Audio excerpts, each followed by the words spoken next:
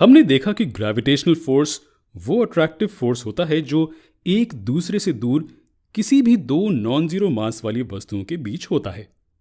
तो क्या सेब पृथ्वी की ओर गिरता है, या पृथ्वी सेब की ओर बढ़ती है, या दोनों एक दूसरे की ओर बढ़ते हैं? ये वास्तव में सरल सा लॉजिक है। ये पृथ्वी है और मान लेते हैं कि ये बहुत छोटी सी चीज एक सेब है।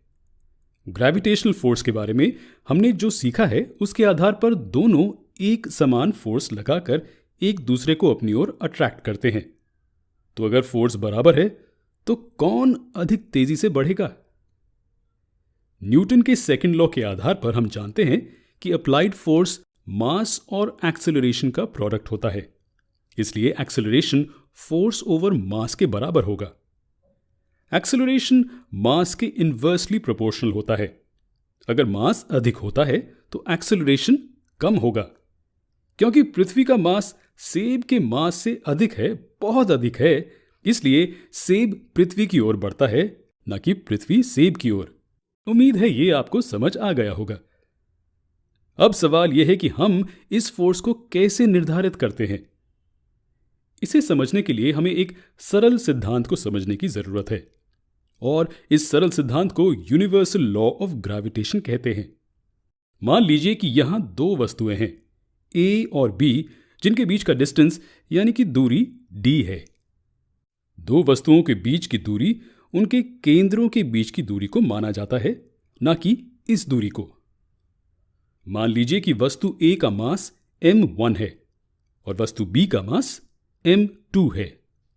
चूंकि वस्तु ए बड़ी है तो मान लीजिए कि m1 m2 से बड़ा है।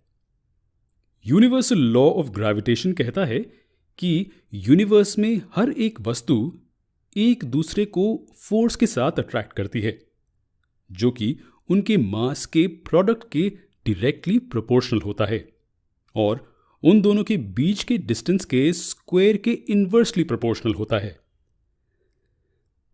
चलिए हम दोबारा कहते हैं, फोर्स उनके मास के प्रोडक्ट के डायरेक्टली प्रोपोर्शनल होता है और उन दोनों के बीच के डिस्टेंस के स्क्वायर के इन्वर्सली प्रोपोर्शनल होता है। इस जानकारी के साथ हम इसे मैथमेटिकल रूप में इस तरह लिख सकते हैं। इसलिए अगर किसी भी वस्तु का मास बढ़ता है तो ग्रेविटेशनल फोर्स भी बढ़ेगा, और दो वस्तुओं के बीच का डिस्टेंस जितना अधिक होगा, ग्रेविटेशनल फोर्स उतना ही कम होगा। मासेस के प्रोडक्ट के डायरेक्टली प्रोपोर्शनल और उनके बीच के डिस्टेंस के स्क्वायर के इन्वर्सली प्रोपोर्शनल। इसे इस रूप में लिखा जा सकता है, F equals G times m1 times m2 over d squared। यहां G प्रोपोर्शनैलिटी का कांस्टेंट है और इसे यूनिवर्सल ग्रेविटेशनल कांस्टेंट कहा जाता है। इस समीकरण को बदलकर ऐसे लिखा जा सकता है, G equals F times d squared over m1 times m2। Lord Henry Cavendish ने G का मान टॉर्जन बैलेंस का इस्तेमाल करके निकाला था। अभी के लिए आपको यह जानने की आवश्यकता नहीं है कि यह प्रयोग कैसे किया गया था, लेकिन आप निश्चित रूप से और रिसर्च कर सकते हैं कि इस मान को कैसे कैलकुलेट किया गया था। G का यूनिवर्सली एक्सेप्टेड मान 6.673 टाइम्स 10⁻⁻11 है। G की यूनिट्स क्या होंगी? फोर्स की न्यूटन्स होती है। क्योंकि डिस्टेंस मीटर्स में है तो हमारे पास मीटर स्क्वायर्ड होगा, और क्योंकि मास को किलोग्राम्स का इस्तेमाल करके मापा जाता है, हम इसे किलोग्राम्स (-2) से मल्टीप्लाई करेंगे। ये यूनिवर्सल ग्रेविटेशनल कांस्टेंट का मान है।